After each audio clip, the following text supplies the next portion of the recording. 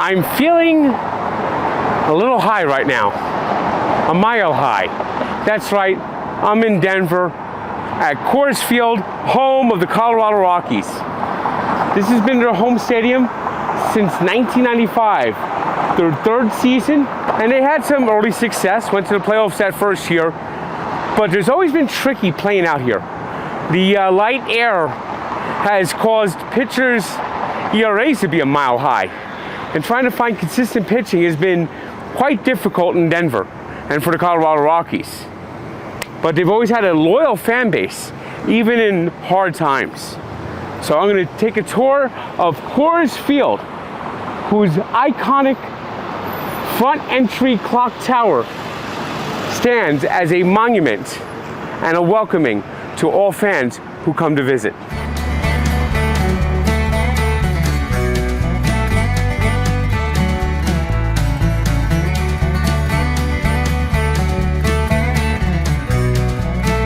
Outside Coors Field, which is located in the heart of downtown Denver, are a number of small bars and restaurants.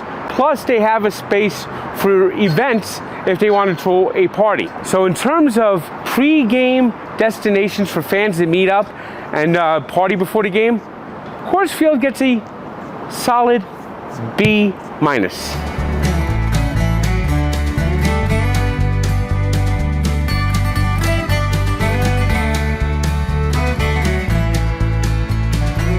We got a nice little seating area, picnic area for the Blue Moon. And everyone knows Blue Moon beer right now. Blue Moon was created in this ballpark. When Coors Field was built, there was an old brewery that had been preserved for history. So what they did is they built the ballpark around this brewery and decided to start brewing their own beer. And that is Blue Moon beer, which is where they originally made it. Now it's gone so big it's found its own place, but in these kettles they brew special blends of beer which are available throughout the game. We also have the lowest beer prices in all baseball ballparks. If you get a Coors Light, it's $3. Wow. I mean, the ridiculous prices, or the gouging that a lot of stadiums do is pathetic. I see that they put individual awards up here. They do a good job presenting a history here. The Rockies' history, hate to say it, isn't very good. Considering that they have a limited history, only been to one World Series, never won a division, never won a World Series, and have a few retired numbers. For what limited history they have, they do a good job presenting it to the fans. So I'm going to give them an A for it. I call it an A for effort because there's not much to work with.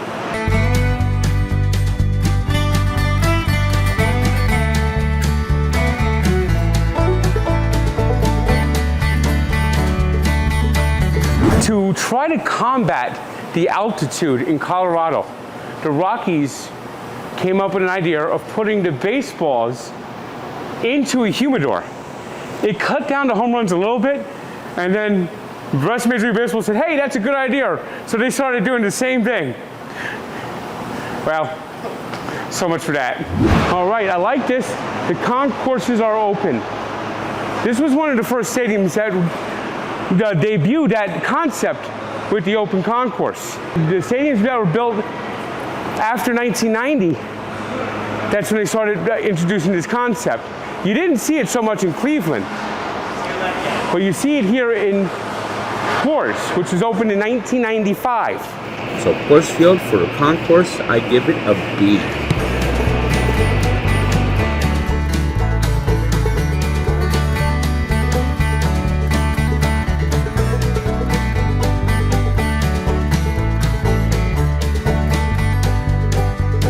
So this is kind of our spin on spaghetti and meatballs. So it's vanilla ice cream pressed through an actual spaghetti maker. You got some donut holes on top with a strawberry ice or a strawberry syrup and a little bit of fresh mint on it. Used to be that you do dessert first, but it's gonna melt, so we had to get there first. Polar pasta. Hits your tooth a little bit if you not too careful. You know, that little ice cold? It's simple, it's easy, it's creative. I'm gonna give the Polar Pasta a 7.8. All right, moving on to the fun stuff now. After dessert. These are called our Rocky Mountain oysters. Yeah, I know what Since those we are. kind of landlocked. You know, this is our spin on fish and chips course. Yeah, I know what this is. It's just chicken. Fried chicken. Yeah. I gotta say this. They've named a PBR bull after me. I hope this doesn't happen to him. It could. Yeah, well, I hope for his sake it doesn't. Yeah, I guess it's beef somehow. You know,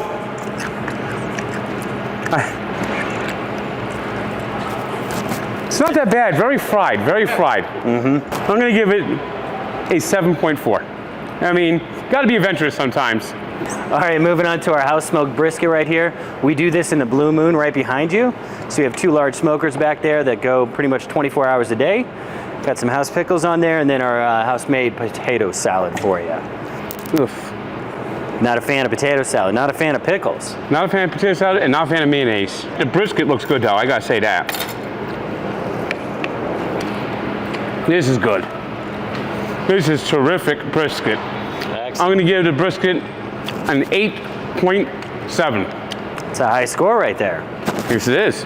I'll try a little bit of piss out, but I don't like it. If you don't like it, you don't have to eat it, you know? It's okay, we're not forcing you to do anything you want. I just made you eat Rocky Mountain oysters. Yes. We'll pass on the pasta salad. You know, I'm looking at this stuff and the Rockies go well with the region. The region's got a unique palate with the Rocky Mountain oysters. We got elk hot dogs. We got regular hot dogs. Biker Jim's, a place I reviewed, is closely associated with them. And in terms of food variety and food options, I'm gonna give Coors Field a B.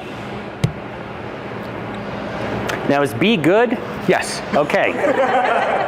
All right, they call this a Rocky dog, and it's foot long. It comes fresh off the grill. Bun to dog ratio is good for a foot long, and has some good coloring on it, some good grill marks. So let's give the Rocky dog a try.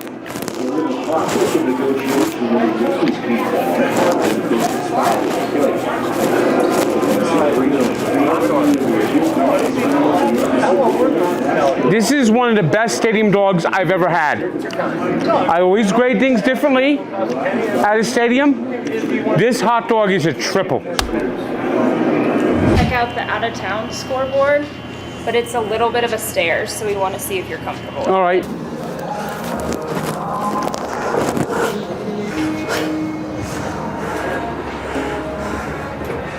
Look at this.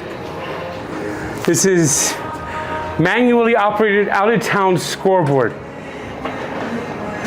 This is one of the charms that make Coors Field so special.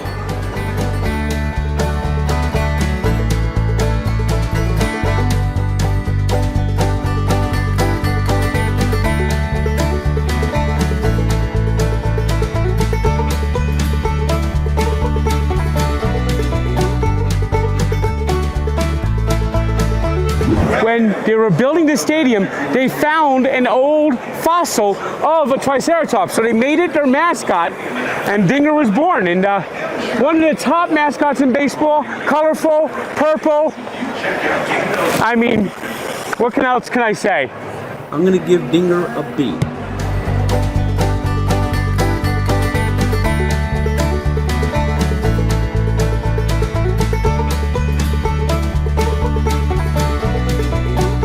And the sightlines, you know, there's good seats throughout the entire stadium, including the rock pile, which is a mile high, marked in purple up at the top. There's not a bad seat in the house at Coors Field. So I am going to give sightlines at Coors a B.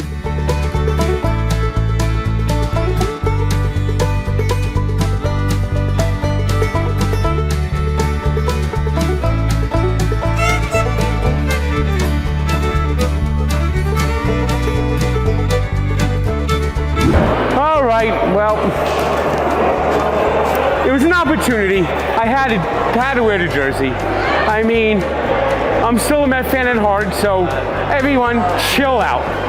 And Coors Field is terrific. I would put it in the top tier of stadiums in baseball. I'm going to give Coors Field, the whole overall experience, the look of the stadium, and the game atmosphere, an A.